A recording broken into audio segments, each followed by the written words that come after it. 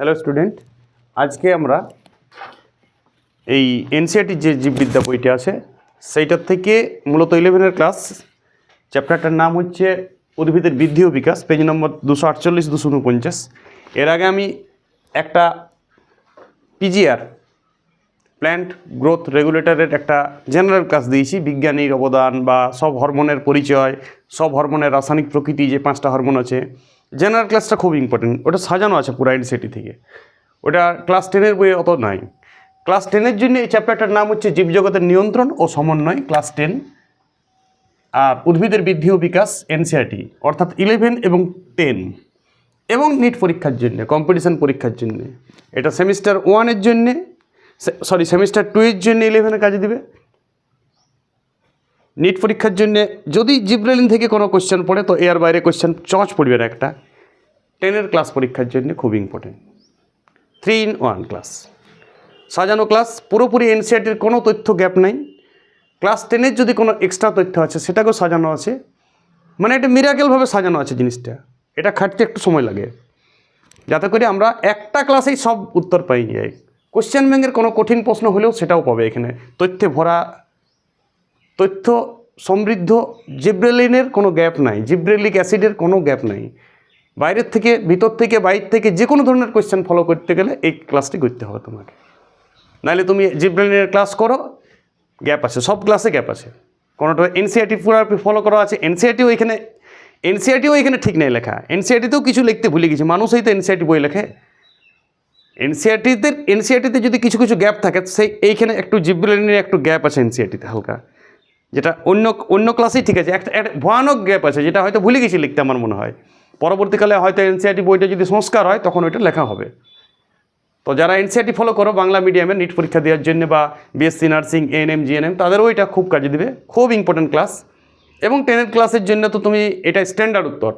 5 নম্বরের যদি জিব্রেলিন থেকে 3 নম্বর বা 5 নম্বরের কোনো কোয়েশ্চেন একটা সেট হয়, সেখান থেকে তোমার 1 নম্বরও কাটা যাবে না। ক্লাসটা দেখো, তাছাড়া এমসিকিউ 2 নম্বরের কোয়েশ্চেনকেও কভার করবে। প্রথম থেকে শেষ পর্যন্ত ক্লাসটা দেখো, ছোট্ট একটা ক্লাস, 15 থেকে 20 মিনিটের মধ্যে ক্লাসটা শেষ হবে। প্রথমেই বোর্ডটা স্ক্রিনশট করে নিতে পারো, কিন্তু এখানে ছোট ছোট তথ্য লেখা আছে, আমি ওটা ডিটেলস আলোচনা করব সব। কিছুটা এনসিইআরটি তথ্য আছে, আমি বলে দেবো কোন জায়গাটা এনসিইআরটি আছে, কোন জায়গাটা এনসিইআরটিতে নাই, কোন জায়গাটা ক্লাস 10-এ আছে। ক্লাস 10-এর চ্যাপ্টারটার নাম হচ্ছে জীবজগতের নিয়ন্ত্রণ ও সমন্বয়। আজকে আমরা পড়ব জিব্রেলিন। আজকের আমাদের আলোচ্য বিষয় হচ্ছে gibberellin, PGR, plant growth regulator, যাকে আমি হরমোনও বলতে পারি, সেইটা। তো কৃত্রিম জিব্রেলিন যেটা, সেটার কার্বন, হাইড্রোজেন এবং অক্সিজেন গঠিত। কার্বন, হাইড্রোজেন এবং অক্সিজেন দ্বারা গঠিত। অক্সিজেনে আমি পড়েছিলাম কার্বন, হাইড্রোজেন, অক্সিজেন এবং নাইট্রোজেন দ্বারা গঠিত। এনসিইআরটি তার কিছু না, এখানে কার্বন, হাইড্রোজেন, অক্সিজেন তো আছে, নাইট্রোজেনটা অ্যাবসেন্ট আছে। কিন্তু জৈব অম্ল বটে টার্পিনয়েড জাতীয়, এখানে আমি বলেছিলাম ইন্ডোল বর্গের, এটা হচ্ছে টার্পিনয়েড, মুখস্থ করতে হবে এই তথ্যটা। এটা বিশেষ ধরনের একটা অ্যামাইনো অ্যাসিড ফর্ম করে, টার্পিনয়েড প্রকৃতির। এই নামটা খুব ইম্পর্টেন্ট, যেটি এনসিইআরটিতে নাই। এনসিইআরটিতে টার্পিনয়েড শব্দটি কোথাও নয় জিব্রেলিন পিজিআরে, ঠিক আছে। প্ল্যান্ট গ্রোথ রেগুলেটর যখন জিব্রেলিন পড়া হবে তখন টার্পিনয়েড কথাটা দিতে হয়তো ভুলে গেছে, এনসিইআরটি দেওয়া উচিত ছিল, ঠিক আছে। শুরুতে দেওয়া আছে, শুরুতে যখন জেনারেল ক্লাসটা দিয়েছে এইখানটাতে লিখতে ভুলে গেছে। GA3 প্রথম আবিষ্কৃত জিব্রেলিক অ্যাসিড। শুনো, GA1, GA2, GA3 এরকম করে GA1, GA2, GA3 এরকম প্রায় 40 প্রকার আছে, কন্টিনিউ চলছে এটা। এরকম হরমোনগুলো, জিব্রেলিক অ্যাসিড যেটা প্রাকৃতিক পাওয়া যায় গাছের মধ্যে বা কোনো ছত্রাকের মধ্যে, সেগুলোতে এই GA1, GA2, GA3, তো তার মধ্যে কোনটা প্রথম আবিষ্কৃত? GA3, খুব ইম্পর্টেন্ট। GA3 প্রথম আবিষ্কৃত, এটা এনসিইআরটির তথ্য, খুব ইম্পর্টেন্ট, খুব ইম্পর্টেন্ট। যদি এটা পরীক্ষায় দিতেই পারে যে কোন জিব্রেলিক অ্যাসিডটা প্রথম আবিষ্কার হয়েছে, তুমি বলবে GA3টা। 1-2 পরে আবিষ্কার হয়েছে, 1-2 হয়তো কার্বনের পরিমাণ কম আছে, ওই জন্য 1-2 রাখতে বাধ্য হয়েছে, কিন্তু প্রথম আবিষ্কার হয়েছিল কোনটা? GA3। আর এটা আবিষ্কার করেছিল, আমরা আগেও পড়েছি, আগের ক্লাসে জেনারেল ক্লাসটায় শুরুতেই আমি জীবজগতের নিয়ন্ত্রণ এবং সমন্বয়ের যে পিজিআর ক্লাসটা দিয়েছি, ফার্স্ট ক্লাস, এটা আমার উদ্ভিদ হরমোনের 3 নম্বর ক্লাস আসছে। এর আগে আমি একটা অক্সিজেনেরও ক্লাস দিয়েছি। আবিষ্কার করেছে কুরোসোয়া জিব্রেলিনা ফুজিকোরই নামক ছত্রাক থেকে। কুরোসোয়া হচ্ছে যিনি আবিষ্কার করেছেন সেই বিজ্ঞানীর নাম, আর জিব্রেলিনা ফুজিকোরই এক ধরনের ছত্রাক বটে এটা। সেই ছত্রাক থেকে এটি প্রথম আবিষ্কার করা হয়েছিল। সালটা ইম্পর্টেন্ট না, বিভিন্ন বইয়ে বিভিন্ন সাল দেওয়া থাকে। আর প্রাকৃতিক এগুলো সব GA1, GA2, GA3 এগুলো সব প্রাকৃতিক। প্রাকৃতিকগুলোকে জিব্রেলিক অ্যাসিড বলা হয়। যেগুলো প্রাকৃতিক জিব্রেলিন সেগুলোকে বলা হয় জিব্রেলিক অ্যাসিড। কিন্তু কৃত্রিম টেনের বই দেওয়া আছে, এটা এনসিআরটিতে নাই, ইউনিকোনাজল এবং ডেমিনোজাইম, এই দুটো হচ্ছে কৃত্রিম জিব্রেলিক অ্যাসিড।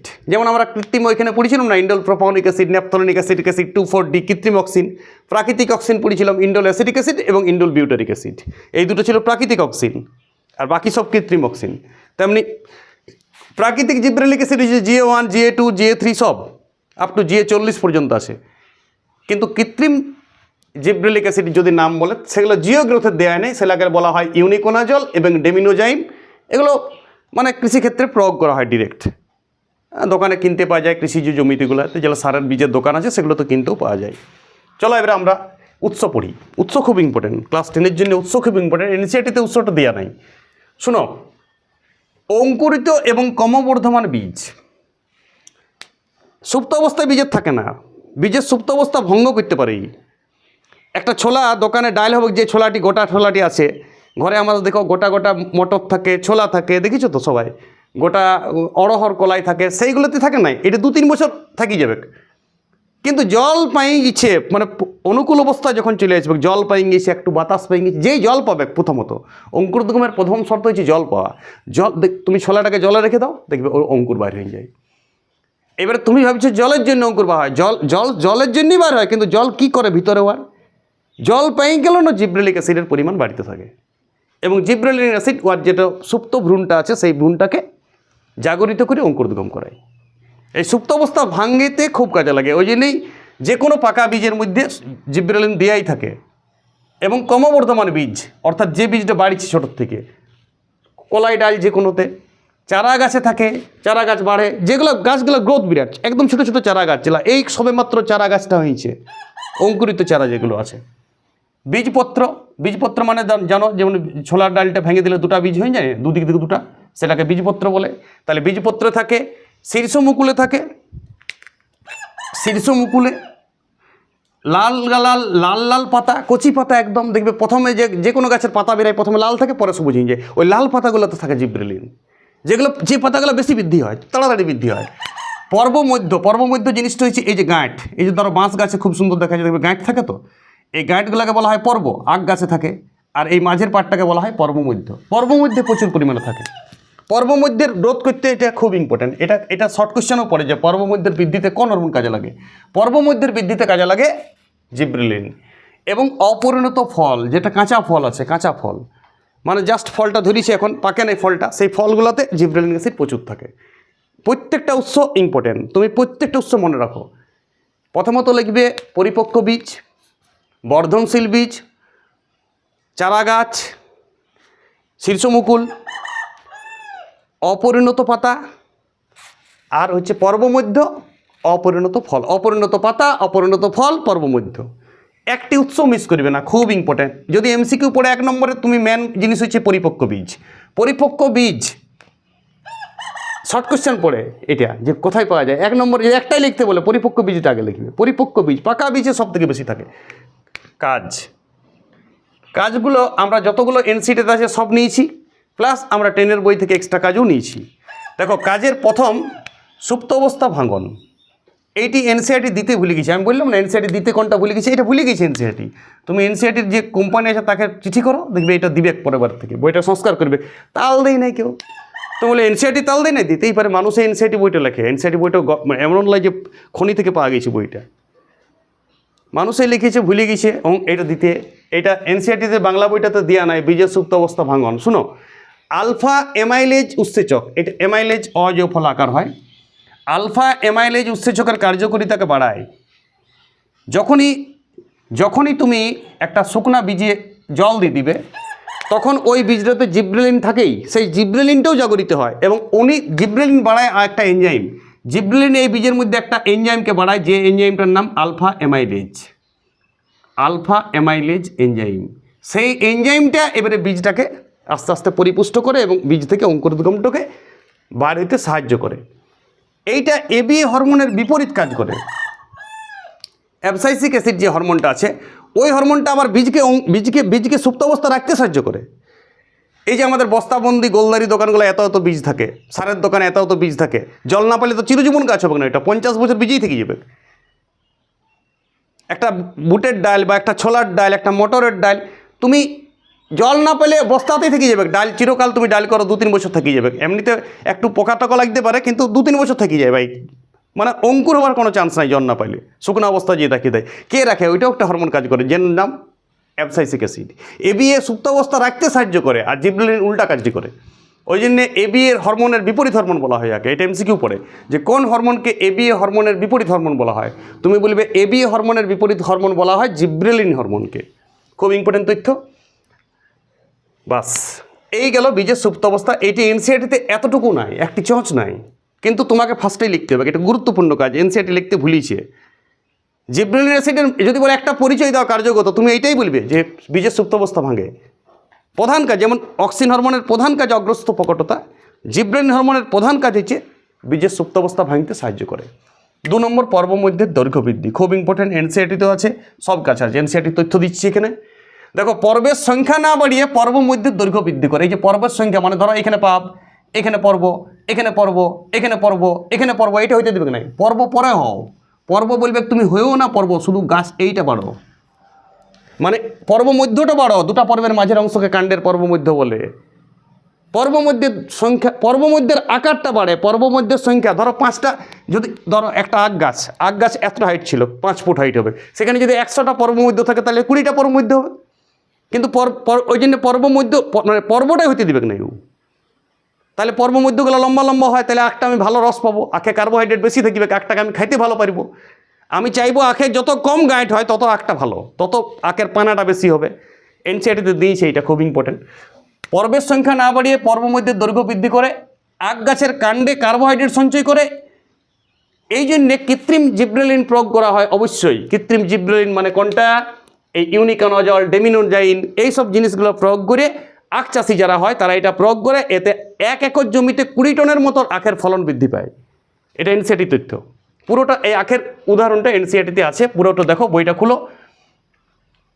আরেকটা কথা, বাঁধাকপিতে এটা কম থাকে, সেই জন্য দেখবে বাঁধাকপিতে পাতাটা দেখো, গাছটা বড়ই হয় নাই, ও একটা জায়গা থেকেই তোমার পাতা বার হয়। অ্যাকচুয়াল পাতা বার হয়, দেখো আমাদের পর্বগুলো থেকেই তো পাতা বাইর হয়, যে কোনো গাছেরই পর্ব থেকে পাতা বাইর হয়। পর্ব বাদ দিয়ে পর্ব মধ্যতে পাতা বার হয় না। কিন্তু তাহলে বাঁধাকপিতে এক জায়গা থেকেই সব পাতা বার হয়, তার মানে বাঁধাকপির ক্ষেত্রে জিবরেলিনের পরিমাণটা কম থাকে, ভগবানের দান। ফলে একটা জায়গা থেকেই দমে পাতা বার হয়ে যায়, মানে ওর পর্ব দমে, গাছটার দৈর্ঘ্য বৃদ্ধি হয় না, শুধু পর্বই বৃদ্ধি হতে থাকে। তো পর্ব হওয়া মানে শুধু তুমি পর্বটা দেখাও, মানে শুধু পাতাগুলো দেখা পাচ্ছে, একই জায়গা থেকে পাতা হয়েছে, একই জায়গায় হয় না, অল্প উপর উপরে আছে সব, 2-4টা পাতা আরও উপরে, 4টে পাতা আরও উপরে, মানে কাণ্ডটাই দেখা পাচ্ছে না তুমি। মানে এত পর্বমধ্যের সংখ্যা বৃদ্ধি। পর্বমধ্যের সংখ্যা বৃদ্ধি কেনে? জিবরেলিন কম আছে বলে। যদি জিবরেলিন বেশি থাকতো বাঁধাকপিতে, তাহলে পর্বমধ্যটা কী করতো?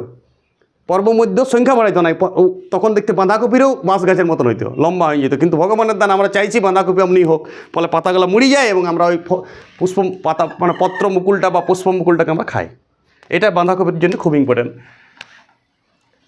বিট, বাঁধাকপি, রোজেট এর বোল্টিং ঘটায়, অর্থাৎ যখন শুরুতে হয়, শুরুতে কিন্তু বিট বাঁধাকপির দেখবে ডান্ডিটি থাকে, দেখিছো? বাঁধাকপির একটা ডান্ডি থাকে, চাষ করে যারা তারা দেখবে বাঁধাকপি আখড়ায় ডান্ডিটি থাকে। শুরুর সময় বোল্টিং, মানে শুরুর সময় পর্ব মধ্যে অত বাড়তে দেয় না। যখন গাছটা বড় হয় প্রথমে একটু বেরিয়ে যায় ঠিক, তারপরে যখন মুকুল আসে গাছটায়, সেই সময় পর্বমধ্যের সংখ্যা বৃদ্ধি হয়, আর পর্বমধ্যের দৈর্ঘ্য বৃদ্ধি হয় না। এটাকে বোল্টিং বলা হয়। বিট গাছও এরকম, বিট গাছে এটা মূলের দিকে হয়, দেখবে বাড়ে না, তখন মূলটা মোটাই যায়। এই বোল্টিং সৃষ্টি করে বিট, বাঁধাকপি, রোজেট এইসব টেনের। এইটা শোনো, এই বিট, বাঁধাকপি এবং রোজেট এর বোল্টিং ঘটায়, এটা এনসিআরটিতে তথ্যটা আছে, ঠিক আছে? না, এটা মনে হয় এনসিআরটিতে নেই, সরি, এটা এনসিআরটিতে নাই। হ্যাঁ, এটা আছে, বোল্টিং ঘটায়, এটা এনসিআরটির তথ্য। ওই জন্য আমি পর্বমধ্যের দৈর্ঘ্য বৃদ্ধির সাথে এটাও লিখতে বলছি, এটা পুরোপুরি এনসিআরটির তথ্য। বিট, বাঁধাকপি, রোজেট জাতীয় উদ্ভিদের বোল্টিং সৃষ্টি করে, অর্থাৎ পুষ্পমুকুলের আগে একটু পর্বমধ্যের বৃদ্ধি ঘটাই যায়, নাহলে গাছটাই তো হইতো না, মাটির সঙ্গে মিলাই যেত তো গাছটা। যদি শুরুর থেকে পর্বমধ্য কম, পর্বমধ্য বেশি হয়ে যেত, তাহলে গাছটা তো পাতাগুলো মাটির থেকে চলে আসতো। সেখানে শুরুতে মানে পুষ্পমুকুল হওয়ার আগেটাতে ওর একটু পর্বমধ্যের আকার বৃদ্ধি করায় কে? জিবরেলিন। এটা ভগবানের দান বিট, বাঁধাকপি এবং রোজেট জাতীয় উদ্ভিদের ক্ষেত্রে, ঠিক আছে? এবার আমরা পড়ব ফলের বৃদ্ধি। এটাও এনসিআরটিতে আছে। ফলের বৃদ্ধিতে বলতে ফলকে দীর্ঘায়িত করে, অর্থাৎ ফলটা একটা গাছে দীর্ঘদিন ফল থাক। দেখবে একটা আম একটা দুটো আলগাম ফাল্গুন মাস থেকে একদম ভাদ্র মাস তক্ষ থাকে, দুর্গাপূজা তক্ষ কাঁচাই থাকে, আমটা পাকতেই চায় না। দেখবে ওই আমগুলো আকারে অনেক বড় হয়, পেঁপেগুলো আকারে বড় হয়, চটচট যদি পাকি যায় তাহলে তো ফলটা বেশি বড় হবে না, পাকি গেলো মানে শেষ। যারা মার্কেটিং করে মানে ফল বিক্রি করে আপেল নাশপাতি আঙ্গুর, তারা চায় যে ফলগুলো আকারে বাড়ুক, অত জলদি না পাকুক, সেই জন্য ওরা কৃত্রিম অক্সিন প্রয়োগ করে, এই কৃত্রিম জিব্রেলিন প্রয়োগ করে। কৃত্রিম জিব্রেলিন ফলকে দীর্ঘায়িত করে, দীর্ঘায়িত মানে আউ বাড়ায় ফলের, অর্থাৎ আকারে বৃদ্ধি করে ফলটা পাকতেই দিবে না, ইয়ার মধ্যে কাঁচা অবস্থাতে রেখে দেবে, অপরিপক্ক অবস্থা রেখে দেবে, ফলটা আকারে বাড়ে। ফলে যারা ফল ব্যবসায়ী তারা এইটা কৃত্রিম জিব্রেলিন এগুলো প্রয়োগ করে, ইউনিকোনোজল ডেমিনোজাইম এসব প্রয়োগ করে, ফলকে দীর্ঘায়িত করে, ফলের আকার বৃদ্ধি করে, বার্ধক্য বিলম্বিত করে, ফলটা বুড়া হইতে চায় না। এতে আপেলের বাজারজাত সুবিধা হয়, এনসিআরটির তথ্য পুরা, এতে আপেলের বাজারজাত সুবিধা হয়, আপেলকে বড় বড় আপেল বিক্রি করা হয় বাজারে, এইটার জন্য সুবিধা। এইটা শুধুমাত্র ক্লাস 10এই দিয়ে আছে। বিজ্ঞানী ডেনিস ও নিটস মাঝে মাঝে এটার থেকে বীজহীন ফলও তৈরি করেছে, অর্থাৎ পার্থেনোকার্পি যেটা অক্সিজেনে দেখা গেছে, সেটা এয়ার ক্ষেত্রেও হয়। শর্ট কোয়েশ্চেন দিতে পারে কোনটি বীজহীন ফল তৈরি করে না, তখন কাইনিন হবে, সাইটোকাইনিন, পরের হরমোনগুলো মানে অক্সিজেন জিব্রেলিন দুটাই বীজহীন ফল করতে পারে। কোন বিজ্ঞানী দেখিয়েছে? এটা 10-এর বই আছে, এনসিআরটির তথ্য নাই, বড় পরীক্ষায় পড়বে না, ক্লাস 10-এর পরীক্ষায় শুধু আসতে পারে। বিজ্ঞানী ডেনিস ও নিটস বীজহীন ফল উৎপন্ন করেছে, এটা 1996 সালে। পার্থেনোকার্পি এখানেও হয়, অক্সিজেনের সঙ্গে এটা কমন কাজ, ঠিক আছে? ওকে, এই 3টি 10-এর বইয়ের সিরিয়াস আছে। এছাড়াও এনসিআরটিতে কিছু তথ্য আছে, সেগুলো আমি এখানে আনিয়ে দিয়েছি, যেটা আমি কোনো পয়েন্ট করি নাই। বীজের সুপ্তাবস্থা ভাঙন, পর্বমধ্যের দৈর্ঘ্য বৃদ্ধি আর ফলের বৃদ্ধি হচ্ছে 10 ক্লাসের জন্য। তুমি যদি জিব্রেলিনের কাজ পড়ে এই 3টি ছাপিয়ে দিবে। এক্সট্রা তথ্য দিতে পারো তুমি, আঙ্গুরের বোটার দৈর্ঘ্য বৃদ্ধি করে, ফলে আঙ্গুরের বোটার দৈর্ঘ্য বৃদ্ধি করে, ফলে আঙ্গুরগুলো অনেক তলে ঝুলতে থাকে, অনেক আঙ্গুর ঝুলতে থাকে, একটা বোটাতে অনেক আঙ্গুর ধরে, আঙ্গুরের ফলনের সংখ্যা বৃদ্ধি পায়। পাইন গাছের জিএ প্রয়োগ করে সময়ের আগেই বীজ তৈরি হয়, পাইন গাছের বীজ থেকে তারপিন তেল তৈরি হয়। কি আর দাও, পাইন গাছের বীজ থেকে কি তৈরি হয় বললাম? তারপিন তেল। আর এই তারপিন তেলটা বার্নিশ শিল্পে কাজে লাগে, অর্থাৎ এই রং, কাঠের রং করে না, কাঠের পালিশ, এইটাতে তারপিন তেল দিতেই হবে। তারপিন তেল খুব ইম্পর্টেন্ট, অনেক দামি তেল। এইটা পাইন গাছের বীজ থেকে তৈরি হয়, সেই জন্য পাইন গাছের দ্রুত বীজ সৃষ্টি করে, আবার মানে বীজটা জলদি আসা যায় গাছে, এটা প্রয়োগ করলে। কৃত্রিম জিএ যদি প্রয়োগ করা হয় জিব্রেলিক অ্যাসিড, তাহলে পাইন গাছের দ্রুত বীজ আসে এবং বীজগুলো তুলে নিই আমরা, এবং বাজার বীজগুলো থেকে আমরা তারপিন তেল বানাই, বাস। এটাও এনসিআরটির তথ্য। এই 4, 5, 6 নম্বর কাজ, বিয়ার বা মদ তৈরির কারখানাতে মন্ড প্রক্রিয়াকে ত্বরান্বিত করে, অর্থাৎ মন্ড তৈরি হয় বিয়ারের। বিয়ার আমরা কি করি? বিভিন্ন ফলের রস দিই, পচা ফলের রসগুলো যেগুলো বাজারে বিক্রি হলেন সেগুলোকে কালেকশন করা হয়। এই ফল দোকানে তুমি লক্ষ্য করবে ওই ফলগুলোকে একটা ঝুড়িতে রাখে ওরা, সেইটা লিবার লোক আছে বাইরের থেকে, 1 দিন সপ্তাহে বা 2 দিন সপ্তাহে লোক আছে, নিজের ফলের এরিয়ার ফলের দোকানের দিকে লক্ষ্য রাখবে, পচা কলা, পচা আঙ্গুর, পচা লেবুগুলো একটা ঝুড়িতে রাখে ওরা, দেখবে প্লাস্টিকের, সেইগুলো লোক আছে কিনবার জন্য, সেগুলো দিয়ে দেয়। ওইগুলো ফার্মেন্টেশন করাই মদ, তার তো বিয়ার, মদ, দামি দামি মদ, দামি দামি বিয়ারের মন্ড তৈরিতে কাজে লাগে, এবং সেইখানে জিব্রেলিন প্রয়োগ করা হয়। কৃত্রিম জিব্রেলিন প্রয়োগ করলে ওই মন্ডটা ভালো গাঁজায় ওঠে, ফলে মদটা ভালো হয়, তাড়াতাড়ি মদটা সুন্দর তৈরি হয়, সেন্ট ফ্লেভার ভালো আসে মদটাতে। পাতার আয়তন বৃদ্ধি করে, এটা এনসিআরটিতে নাই, আমি বলছি এই দুটো এনসিআরটিতে নাই। 7, 8 কাজটা পাতার আয়তন বৃদ্ধি করে, অর্থাৎ ছোটো পাতাগুলো আমি বলেছি পাতাই থাকে, লাল পাতাগুলোই থাকে না, তো লাল পাতাগুলো তো ছোটো ছোটো থাকে, প্রথমে কচি কচি পাতা, একদম লাল পাতা। তুমি নিম পাতা আমরা লাল লাল খাই, আছে না? তো ওই নিম পাতাটা তো থাকে জিব্রেলিন, লাল পাতা যেটা হবে, তারপরে ওই পাতাটাকে বড় করে দিই, সবুজ হয়ে যায় পাতাটা, সবুজ হয়ে গেলে কিছুদিন পর হলুদ হয়ে যাবে, মানে পাতাগুলো পড়ার আগে ওই লাল পাতাটিতে জিব্রেলিন থাকে। লাল পাতা থেকে সাদা পাতা, পাতার আকারে বৃদ্ধি করায়, পাতাটাকে আয়তনে বৃদ্ধি করায়। ক্যামেলিয়া ফুলের আকার বৃদ্ধি করে, এটা ক্লাস 10-এর কোনো একটা বইয়ে পাইছিলাম আমি, তার জন্যই এটা দিলাম। অমূল্যভূষণ বইটা তো ছিল, 10-এরও সব বইয়ে নাই, 10-এর স্পেশাল বই আছে একটা ভালো, সেই বইয়ে এটা তথ্যটা পাইছিলাম, সেই তথ্যটা আমি দিলাম ক্লাস 10 থেকে আবার। তাহলে প্রথম কাজটা শুধুমাত্র ক্লাস 10-এ আছে, এই বীজের সুপ্তাবস্থা ভাঙনটা এনসিআরটিতে দিতে ভুলে গেছে, এটা এনসিআরটি দেওয়া উচিত ছিল। এটা তুমি ভাবো না এনসিআরটিতে না, এনসিআরটির এটা মানে একটা ভুল, আমি মনে করি পুরাপুরি ভুল। তুমি সুপ্তাবস্থা না লিখবে তো জিব্রেলিনের মূল কাজটাই লিখছো না। জিব্রেলিনের যদি কেউ একটা কাজ লেখে সেটা এটাই, এটা একটা এনসিআরটির ভুল। পর্বমধ্যের দৈর্ঘ্য বৃদ্ধি পুরো আছে, আখের উদাহরণ আছে এনসিআরটির উদাহরণ। ফলের বৃদ্ধিতে আপেলের উদাহরণ আছে, ফলের পার্থেনোকার্পিটা এনসিআরটিতে নাই, ঠিক আছে? আমি বলে দিচ্ছি কোনটা 10-এ আছে এবং কোনটা এনসিআরটিতে আছে। আঙ্গুরের বোটার দৈর্ঘ্য বৃদ্ধি 4 নম্বর কাজ। পাইন গাছের জিএ প্রয়োগ করে সময়ের আগেই বীজ তৈরি, সেই বীজটা বাজারজাত করে তারপিন তেল তৈরি হয়, এটা এনসিআরটিতে আছে। বিয়ার বা মদ তৈরির কারখানাতে মন্ড তৈরির কাজ, এই পরপর 3টা 4, 5, 6 পুরোপুরি এনসিআরটি। পুরোপুরি এনসিইআরটি তথ্য ক্লাস 10-এ লিখলেও কোনো অপরাধ না। আর 6-7টা স্পেশাল 10-এর অমূল্য ভূষণের বই থেকে আমি নিয়েছি পাকা পাতার আয়তন বৃদ্ধি করে এবং ফুলেরও আকার বৃদ্ধি করে, বড় বড় ফুল তৈরি করে। ক্যামেলিয়া ফুলটা খুব বড় হয়, সেই ফুলগুলোতে কৃত্রিম জিব্রেলিন দেওয়া হয়, ওই ফুলগুলো বাজারজাত বিদেশি ফুল, এগুলো সব হেভি হেভি কলকাতার বাজারে, মহারাষ্ট্রের মুম্বাই বাজারে বিক্রি হয়। এই ফুলগুলোর আকার বৃদ্ধি করে। এই গেল জিব্রেলিনের A to Z, নিখুঁত পড়ানো একদম। এনসিইআরটির একটা ছুঁচ মিস নেই, ক্লাস 10-এর একটা চঁচ মিস নেই। ক্লাস 10 এবং এনসিইআরটিকে কভার করে পড়ানোর এই একমাত্র বাংলা চ্যানেল জীবন বিজ্ঞানের যে ক্লাসটা আমি দিয়েই চলেছি। ক্লাসটা এনসিইআরটিকে ফলো করছি, প্লাস 2-in-1, কোনো সময় 3-in-1, নিট পরীক্ষা কভার, যে কোনো ধরনের কম্পিটিশন পরীক্ষা কভার, মাধ্যমিক পরীক্ষাতে খুব স্ট্যান্ডার্ড উত্তর এইটা। এমনকি সেমিস্টার 2-এর পরীক্ষার জন্য 11-এর ছাত্রছাত্রীরা এটাই অ্যাপ্লিকেশন করতে পারে। অবশ্যই ক্লাসটা সবাই দেখবে, ক্লাসটার মূল্য অসীম। ক্লাসটাকে সাজানো হয়েছে দুর্দান্তভাবে, দুর্দান্ত ব্রেন সেট করা আছে এটার পেছনে অনেক সেটিং করতে টাইম লাগে। এইসব স্ক্রিনশট অবশ্যই করবে, তথ্যগুলিকে লিখবে। বোর্ডে যে তথ্যগুলি আছে সেগুলো আর আমি ডিটেলস আলোচনা করেছি, আমার মুখের কথাগুলো বেশি করে লিখবে, কারণ বোর্ডে আমি শুধুমাত্র তথ্যগুলোকে দিয়েছি ছোটো ছোটো করে। ডিটেলস আলোচনা আমি মুখ থেকে মুখনিসৃত বাণীগুলোকে খাতায় নোটস করবে, এক পাতায় এটা লিখে নেবে সেটিং করে। নেক্সট ক্লাসে আমি সাইটোকাইনিনটাও এভাবেই পুরোপুরি এনসিইআরটি প্লাস ক্লাস 10 কভার করে পড়ানো হবে, এবং ক্লাস 11-এর কোর্সটা হচ্ছে, যেহেতু আমি এনসিইআরটি থেকে দিচ্ছি, ক্লাস 11 সাথে সাথে কভার হচ্ছে। এবং সাজানো উত্তর 11-এ এনসিইআরটি বইও সাজানো নাই, সেটাকেও আমি আগুছালাও করা আছে। এনসিইআরটির বইও এমনকি যদি গ্যাপ আছে, যেমন বীজের সুপ্ত অবস্থা নিশ্চয়ই গ্যাপ আছে, আমার সাথে সবাই একমত হবে আশা করি। ওইটা এনসিইআরটিতে দিতে ভুলে গেছি, ওইটা এনসিইআরটি দেওয়া উচিত ছিল। এমন তো নয় যে ওই কাজটা এনসিইআরটি ইচ্ছাকৃত লেখে নাই, ভুলে গেছি। এটা চিঠি করতে হয় এনসিইআরটি সংস্থাকে। সচেতন টিচাররা বা ছাত্ররা যদি টিচি করে, হয়তো নেক্সট কিছু বছর পর এনসিইআরটি এটা অবশ্যই বইয়ে দেবে। ভালো থাকো সবাই।